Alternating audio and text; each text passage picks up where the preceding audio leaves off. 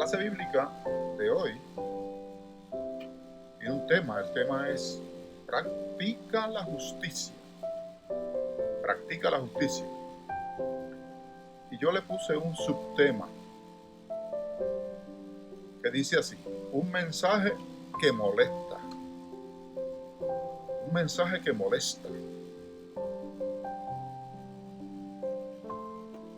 Como ya saben, les habla el hermano Gamaliel Morales Santiago, miembro de la Iglesia de Discípulos de Cristo Maná, ubicada en el barrio Cedro Arriba de Naranjito, también conocida en nuestra iglesia como la Iglesia del Valle y como la Iglesia que canta. Nuestra iglesia es pastoreada con mucha dedicación, con mucho esmero y con mucho cuidado por el reverendo Carlos G. Alvarado, a quien le extiendo en este momento un saludo fraternal. Espero que esta clase nos permita nutrirnos, fortalecernos y afianzarnos en el Dios de la justicia y en el Dios de la esperanza.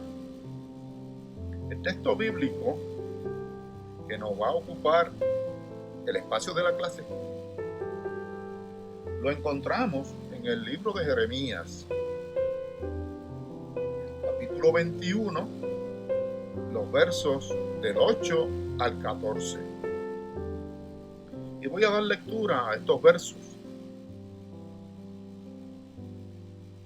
Y a este pueblo dirás, verso 8, a este pueblo dirás, así ha dicho Jehová: he aquí pongo delante de vosotros camino de vida y camino de muerte. El que quedare en esta ciudad morirá a espada,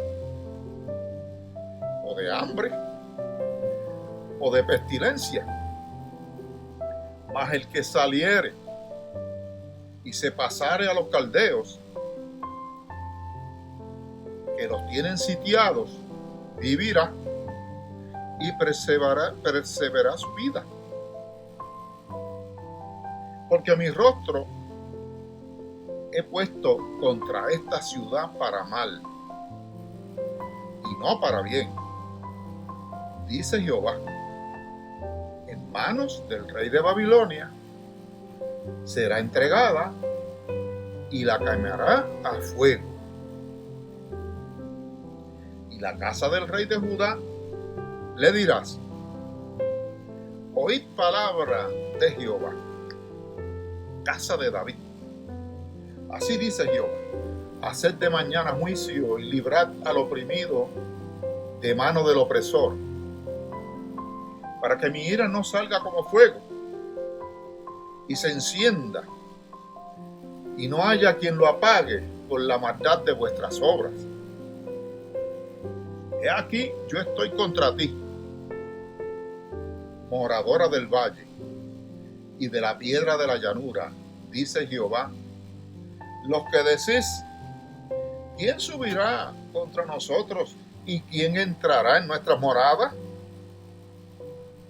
Yo os castigaré conforme al fruto de vuestras obras, dice Jehová, y haré encender fuego en su bosque y consumirá todo lo que está alrededor de él. Ese es el texto de la clase. Vamos a dar alguna información referente al escritor, que en este caso es el profeta Jeremías. Jeremías sirvió como sacerdote, pero también sirvió como profeta. Fue hijo de un sacerdote que se llamaba Hilcías. Él era de la pequeña villa de Anatot, que se encontraba a 4.8 kilómetros al noreste de Jerusalén y pertenecía a la tribu de Benjamín. Jeremías fue llamado al oficio profético siendo muy joven, más o menos unos 70 años después de la muerte del profeta Isaías de Jerusalén.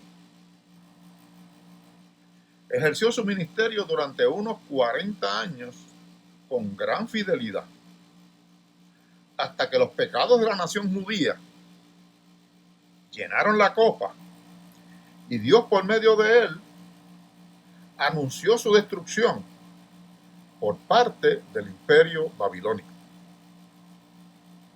Jeremías relata más de su propia vida que cualquier otro profeta del Antiguo Testamento. Cuando leemos el libro, él nos cuenta, entre otras cosas, pues nos habla de su ministerio, nos habla de las reacciones de los distintos auditorios a quien él se dirigía, y también habla en su plano personal de las pruebas y sentimientos que él tenía.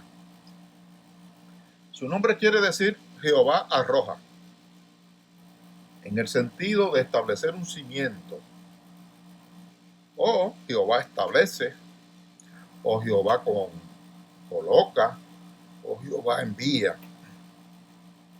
Un dato interesante es que Jeremías permaneció soltero, no se casó, quizás con la intención de dar un ejemplo de total fidelidad a Yahvé.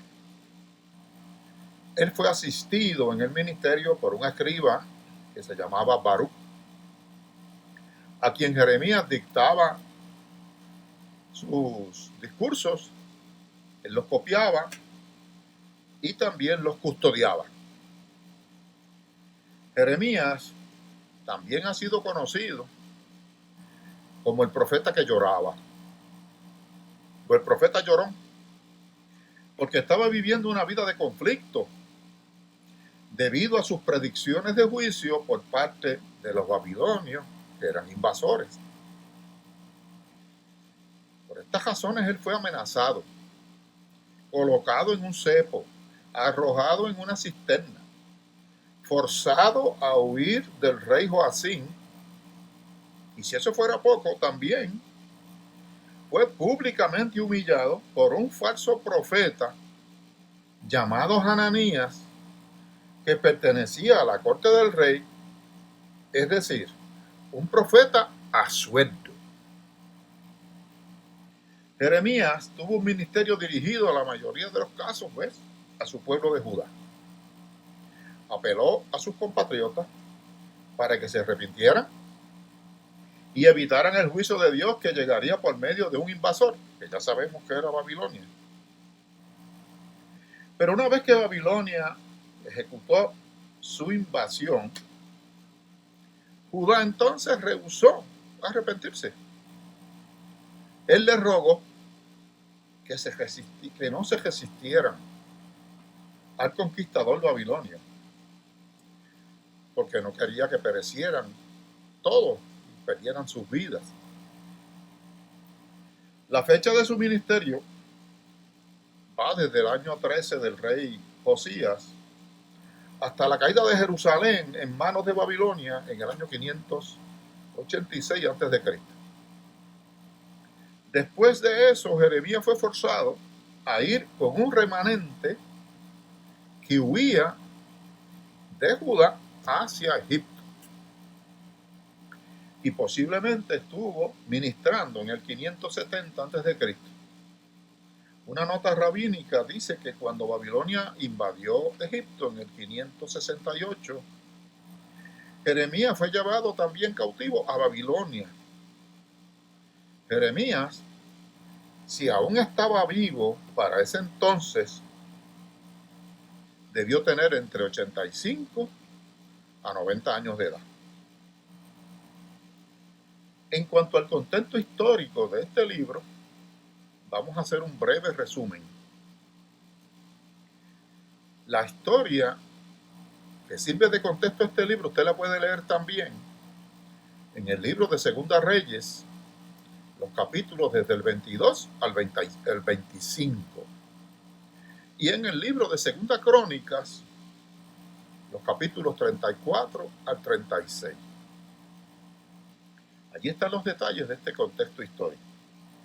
En términos generales, los mensajes de Jeremías muestran algunos asuntos como lo siguiente: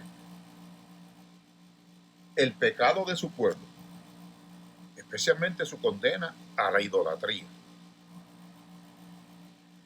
el invasor babilónico que Dios enviará, los rigores del sitio a la ciudad de Jerusalén y las calamidades de la destrucción, tanto presentes como los que vendrían después de la invasión. Su profecía se llevó a cabo durante los reinados de los últimos 5 reyes de Judá: Josías, Joacás, Joacim, Joaquín y, por último, Sedequías. En el plano interno del país, pues el reino del norte había caído y gran parte de Judá había sufrido una derrota tras otra Judá, hasta que solamente quedaba la capital, Jerusalén, que persistía en ignorar las repetidas amonestaciones de los profetas, no solamente de Jeremías, de los otros profetas que hemos hablado en estas clases bíblicas, y se endurecía en su idolatría y en su maldad. Estaba a punto de darse la hora del juicio de Dios. En el plano internacional, en términos de contexto estamos hablando, se disputaban la supremacía mundial en ese momento Asiria, Babilonia y Egipto. Desde hacía 300 años, Asiria, en el valle superior del Éufrates y con Nínive como capital, había regido el mundo, pero ahora se estaba debilitando. Babilonia, ubicado al sur del mismo valle del Éufrates, se fortalecía, y Egipto, 500 kilómetros al suroeste, en el valle del Nilo, y que 1000 años antes había sido potencia mundial y luego había decaído, estaba volviendo ambicioso también. Así que tenemos 3 potencias en lucha. Como a mediados del ministerio de Jeremías, Babilonia triunfó, quebrantando el poderío de Asiria en el año 607, y 2 años después aplastó a Egipto en la batalla de Carquemis, 605 a.C. Por lo tanto, Babilonia estableció su hegemonía y rigió el mundo conocido durante 70 años, los mismos años que estuvo el pueblo en el cautiverio babilónico. Ese es el contexto, y esos son algunos datos sobre Jeremías. Veamos entonces el texto de hoy. Antes de leer y analizar los textos del 8 en adelante hasta el verso 14 del capítulo 21, debemos leer los primeros 2 versos de ese capítulo 21, que leen así: palabra del Señor que vino a Jeremías, cuando el rey Sedequías envió a él a Pasur, hijo de Malquías, y al sacerdote Sofonías, hijo de Maasías, para que le dijeran: consulta ahora acerca de nosotros a Jehová, porque Nabucodonosor, rey de Babilonia, hace guerra contra nosotros.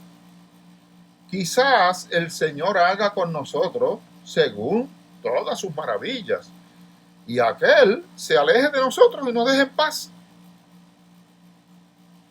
Es interesante que cuando este rey Sedequías se metió en verdaderos problemas, es entonces que se dirigió al hombre que él sabía que estaba anunciando la palabra de Dios, Jeremías. No fue donde el falso profeta Asuerdo que tenía en la corte, que se llamaba Hananías. Sedequías vino pues a Jeremías, pero no recibió de él ningún consuelo. El profeta le dijo a Nabucodonosor: que Nabucodonosor, se acercaba y destruiría la ciudad a menos que hubiera un retorno a Dios. Jeremías le dio las más malas noticias y se las dio cara a cara y directamente. Y ahí empezamos entonces con nuestro verso 8 de la clase de hoy, del capítulo 21, que dice: a este pueblo dirás, así ha dicho Jehová, he aquí pongo delante de vosotros camino de vida y camino de muerte. Este verso describe la naturaleza condicional del pacto establecido por Dios con su pueblo.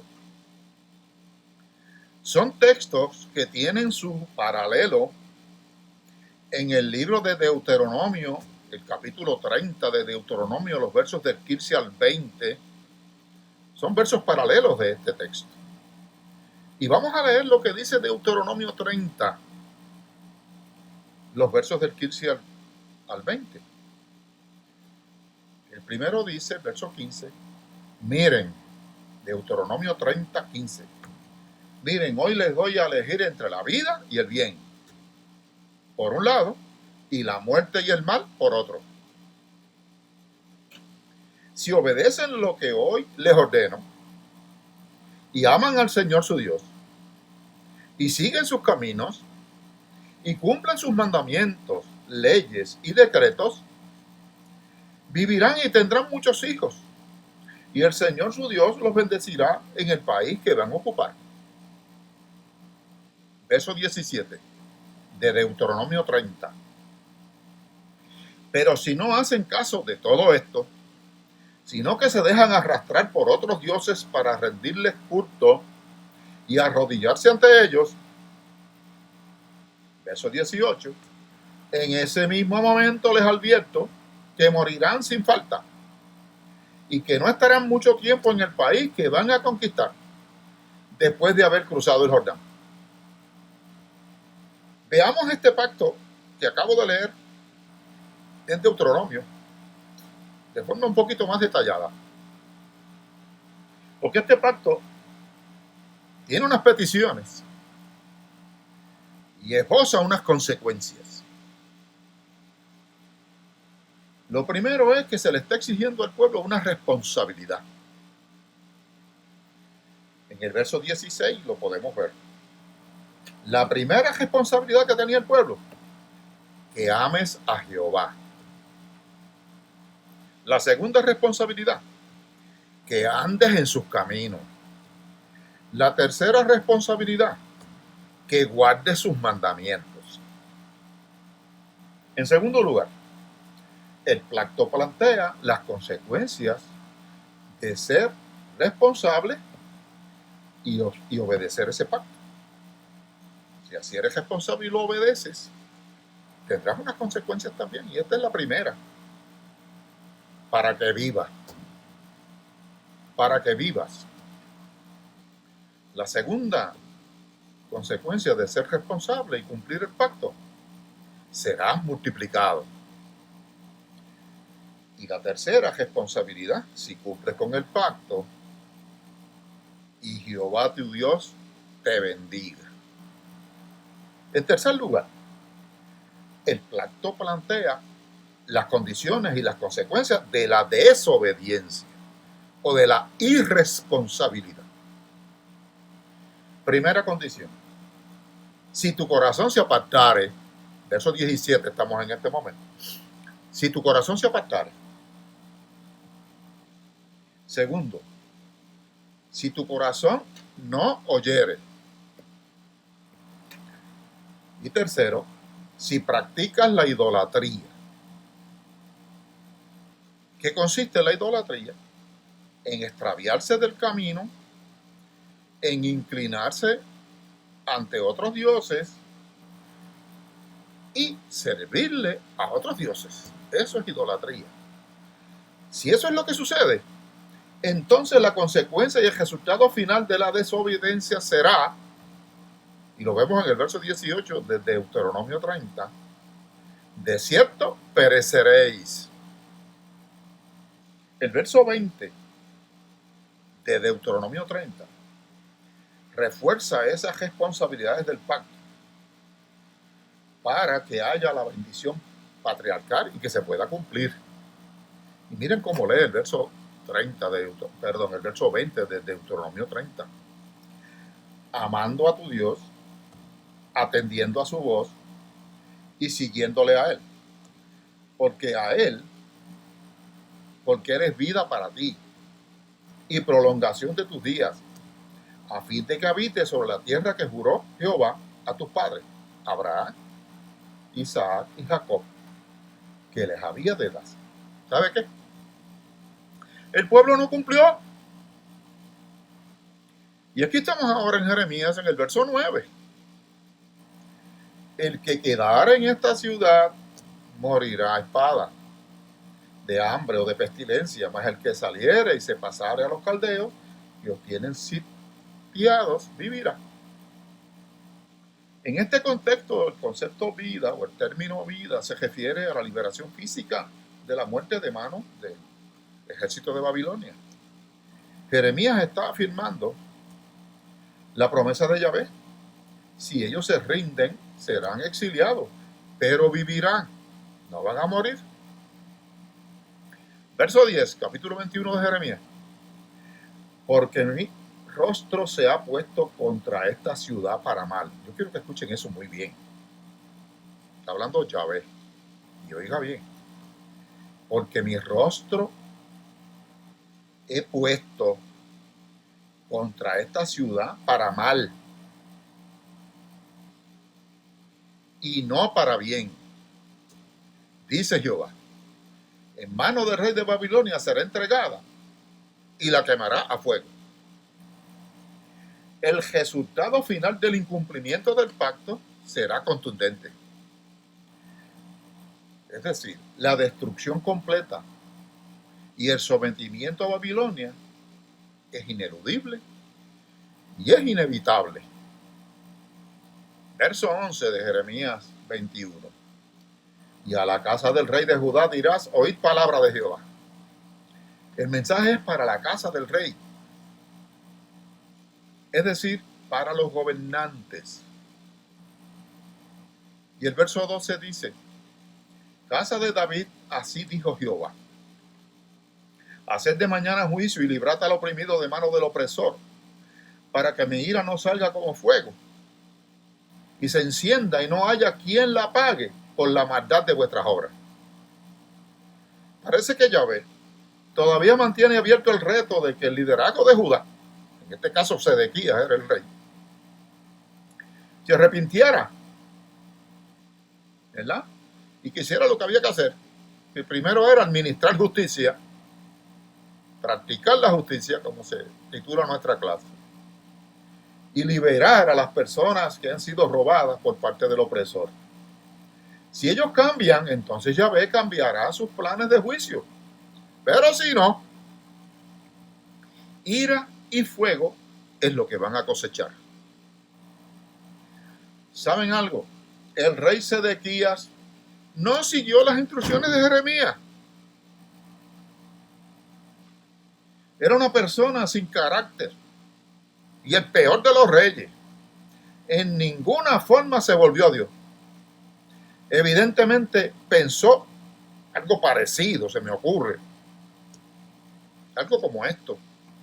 Bueno, Dios no permitió que Nabucodonosor destruyera la ciudad cuando Joaquín estaba en el trono. Y él, Joaquín, era tan malo o peor que yo. Así que, ¿por qué Yahvé no lo haría ahora también? Si yo soy menos malo que Joaquín. La maldad del rey y su familia fue muy grave. Se les instó a actuar con justicia. No fuera que la ira del Señor fuera inextinguible. Verso 13 de Jeremías 21. Y aquí yo estoy contra ti, moradora del valle y de la piedra de la llanura, dice Jehová, los que decís, ¿quién subirá contra nosotros? ¿Y quién entrará en nuestras moradas? Hermanos y hermanas, ¿saben qué? Nosotros repetimos mucho un verso que dice, si Dios está contra nosotros, ¿quién contra nosotros? Óigame, pero ¿y si Dios está contra nosotros? ¿Quién podrá hacer algo por nosotros? Verso 14. Yo os castigaré conforme al fruto de vuestras obras, dice Jehová, y haré encender fuego en su bosque y consumirá todo lo que está alrededor de él. Estos dos versos, el 13 y el 14, se dirigen a aquellos judíos que viven en las montañas y valles remotos de Judá. Ellos pensaban que como estaban bien altos en las montañas y en valles bien lejanos iban a estar a salvo, pero no fue así. Sabemos que Nabucodonosor arrasó el país completo. Y hasta ahí llega el análisis textual de nuestro texto. Ahora, ¿qué implicaciones podemos deducir de este estudio para hoy y para nosotros y nosotras? Saben, hermanos y hermanas, muchas veces el mensaje de Dios cae mal y molesta, como el subtítulo que he puesto a esta clase. Un mensaje que molesta. A Jeremías le tocó llevar ese mensaje que molesta de Dios al pueblo y a la casa del rey. Un mensaje que crea roncha y que puede tener consecuencias en aquellos y aquellas que no lo quieren escuchar, que lo quieren eludir, que no lo quieren aceptar o simplemente lo quieren ignorar. Muchas veces los líderes de las iglesias, me refiero a los pastores, los sacerdotes, todos los que son líderes de una iglesia, callan el verdadero mensaje que Dios les está dando para predicar. Y esto lo hacen por temor a represalias o a que sus adeptos se vayan de las congregaciones.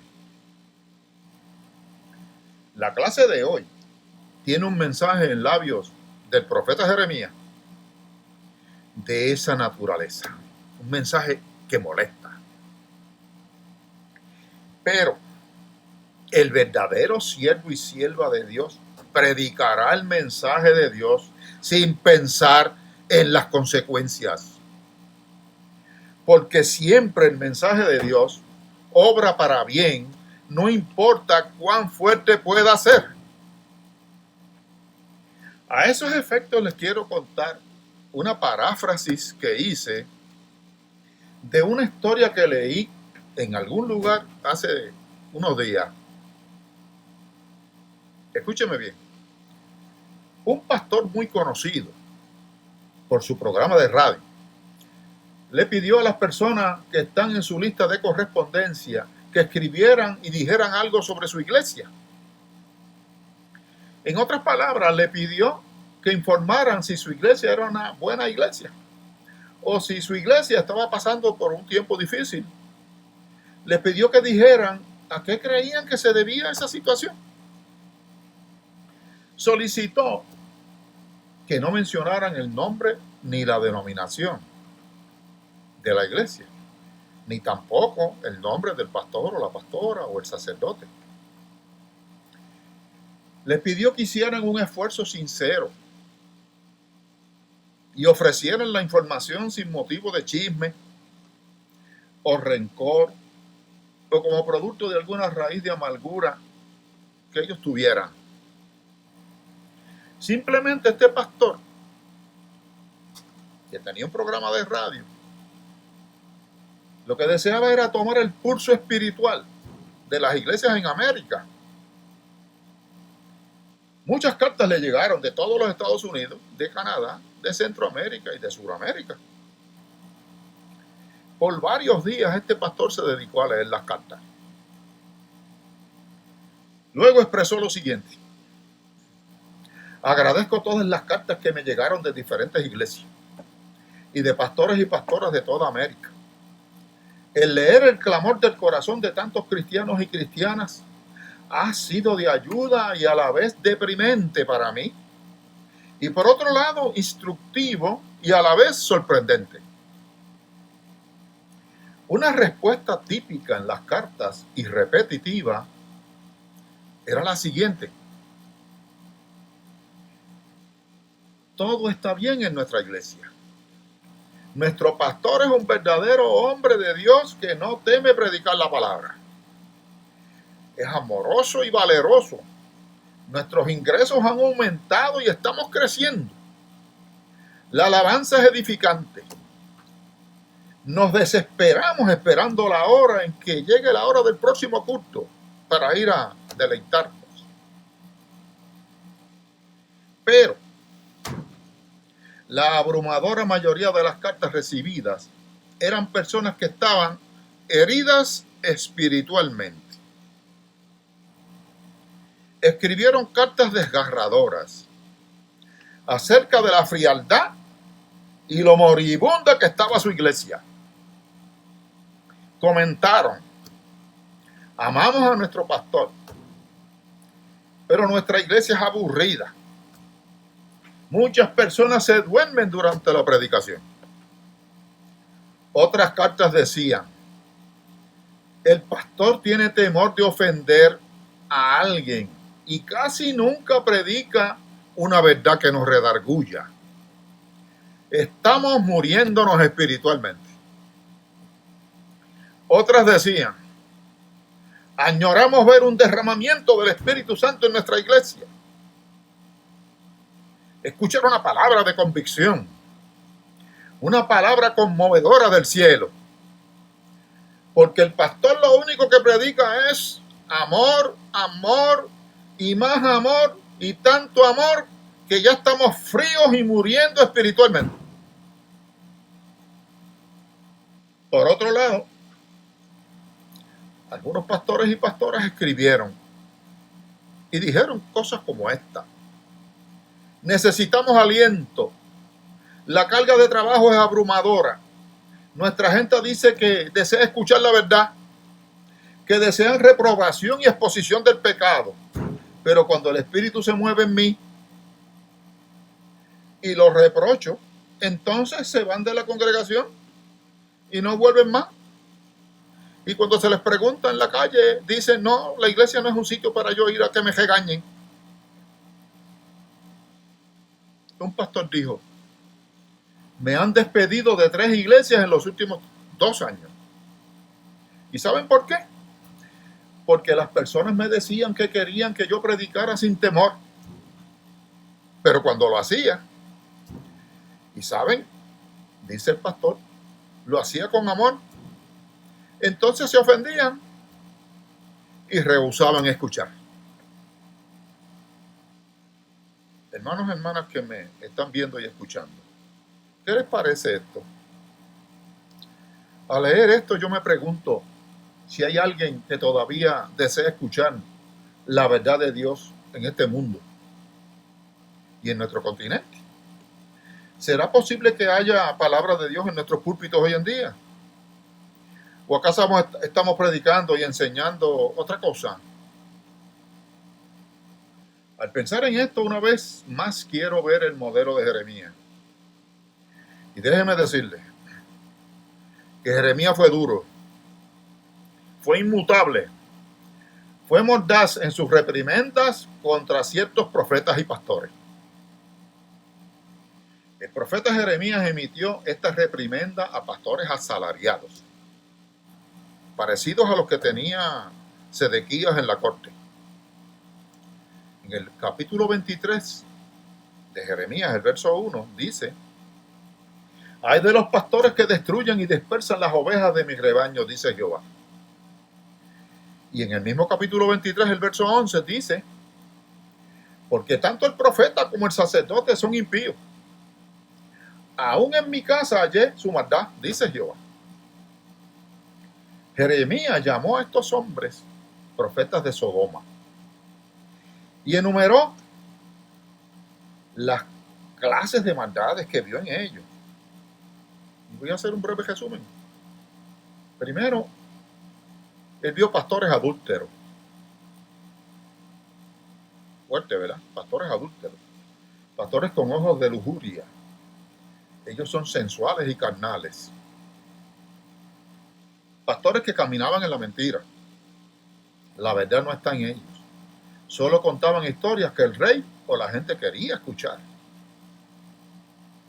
Pastores que fortalecían a los malhechores en sus caminos de maldad. No exponían el pecado de sus miembros prominentes porque arriesgaban sus ingresos y sus diezmos. Pastores que hablaban de visiones que no eran de Dios. Más bien eran visiones diseñadas para levantar sus propios egos y reputaciones. Pastores que promovían sueños personales diciendo, Dios ha dicho, cuando en realidad Dios no había dicho nada. Y lo peor de todo, pastores que tenían un mensaje que les servía solo a ellos. En los versos 16 y 17 de Jeremías, el profeta dice, no escuchéis las palabras de los profetas que os profetizan. Os alimentan con vanas esperanzas. Hablan visión de su propio corazón, no de la boca de Jehová. Dicen atrevidamente los que me irritan. Jehová dijo, paz tendréis.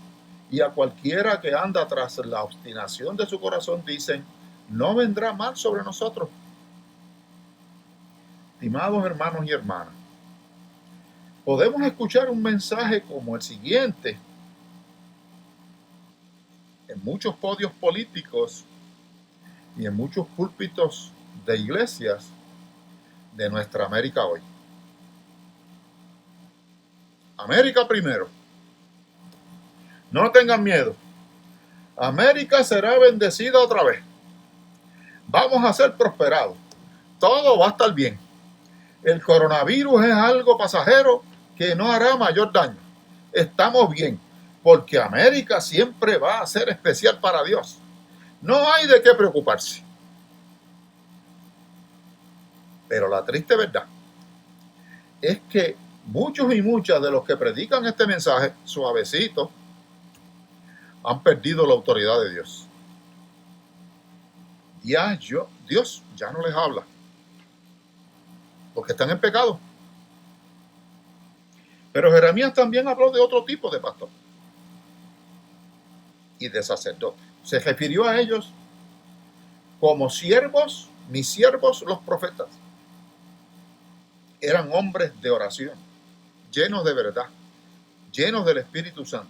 Eran verdaderos pastores, santos y sin mancha, fervientes siervos, y por eso eran enviados por Dios, como nuestro caso hoy, Jeremías. Una y otra vez en la Biblia encontramos esa característica en cada hombre de Dios. Elías estuvo delante de Acab y le dijo, he venido a ti, rey, porque he estado en la presencia de Jehová, Dios de Israel. Y Jeremías dice, ¿quién estuvo atento a su palabra y la oyó? Los profetas oyeron consejo de Dios y lo entendieron y lo predicaron. Ellos no temen exponer el pecado en la casa de Dios. No importa quién salga convicto. Dios es misericordioso y paciente al tratar con los pecados y la ignorancia de los hombres y las mujeres, pero no soportará sus pecados para siempre. Dios envió muchos mensajeros al antiguo Israel, exhortando al pueblo a volver sus corazones a Dios antes de enviar la corrección. Y ese principio se aplica también a nuestros días. Pronto llegará un periodo en la historia de la humanidad en el que primero los descendientes de Israel serán castigados en la gran tribulación y luego la soberbia de las otras naciones será humillada por la ira de Dios. Después los corazones de la gente se volverán hacia Dios. En ese tiempo, Dios le dará a la gente un corazón para que lo puedan conocer. Jeremías 24:7 leemos allí. Y les daré corazón para que me conozcan, que yo soy el Eterno, y me serán por pueblo, y yo les seré a ellos por Dios, porque se volverán a mí de todo su corazón. Los profetas de Dios a menudo desempeñaban una doble labor. Una era advertir a una nación malvada de los juicios de Dios, mientras le hacían un fuerte llamado al arrepentimiento de sus pecados. Y la otra función era edificar y animar a los fieles de aquel tiempo, así como a nosotros y nosotras en la actualidad, a mantenernos firmes, viviendo nuestra vida según Dios y a permanecer cerca de Dios a fin de sortear el aumento que tenemos de la maldad. Fíjense, tales serán las condiciones en el mundo antes del regreso de Cristo. Mateo 24, versos 11 y 12 dice allí: y muchos falsos profetas se levantarán y engañarán a muchos, y por haberse multiplicado la maldad, el amor de muchos se enfriará. Y en Mateo 24:14 leemos: y será predicado este evangelio del reino en todo el mundo, para testimonio a todas las naciones, y entonces vendrá el fin. Y también un mensaje de consuelo y esperanza a los que temen a Dios y hacen su voluntad. Y lo encontramos en Romanos capítulo 2, versos 7 y 8, que leen así: vida eterna a los que, perseverando en el bien hacer, buscan gloria y honra e inmortalidad, pero ira y enojo a los que son contenciosos y no obedecen a la verdad, sino que obedecen a la injusticia. Este mensaje se llama el Evangelio del Reino de Dios y necesitamos entenderlo. Y hoy en día necesitamos responder a ese mensaje. El mensaje de Jeremías cayó en gran medida en oídos sordos. Pocos respondieron. Los pocos que lo hicieron preservaron sus propias vidas y las de sus seres queridos. Ahora la pregunta es: ¿cómo responderemos nosotros y nosotras al mensaje de Dios hoy? Saben, hermanos y hermanas, Dios entregó a su Hijo y murió en la cruz por todos y todas para pagar el castigo de nuestro pecado. Y después, Él resucitó para que pudiéramos recibir la justicia de Cristo.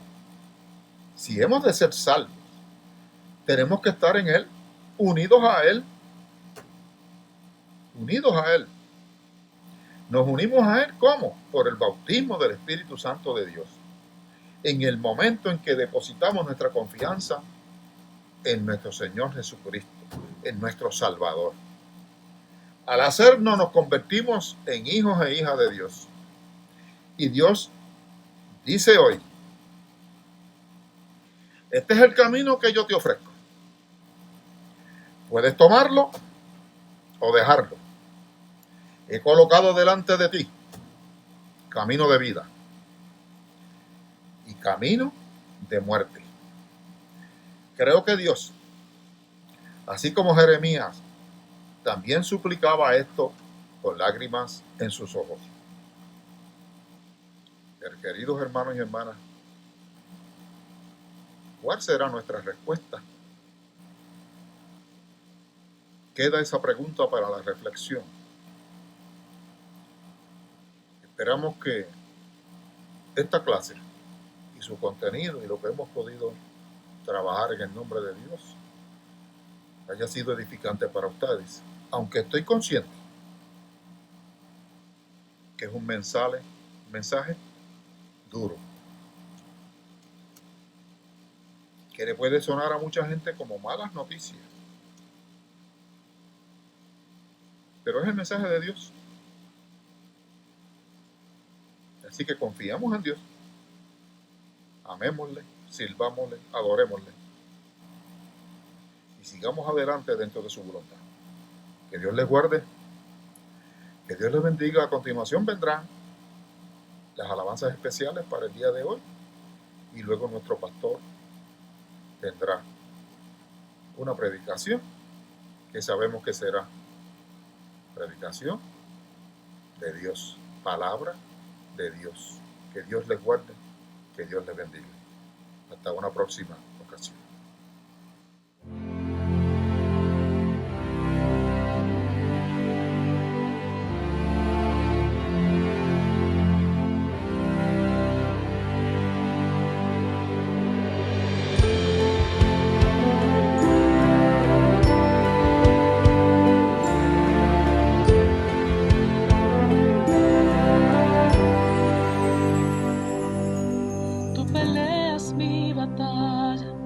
Me defiendes con valor, mi deleite está en saber que tú eres vencedor, mi ayuda y mi sustento, eres tú mi amigo fiel, y mi vida está rendida a tus pies. Cuando siento tu presencia, no hay lugar para el temor, y mi alma está segura que tú eres vencedor, que tu gloria llena el templo. Anhelamos de tu unción, te pedimos que derrames bendición.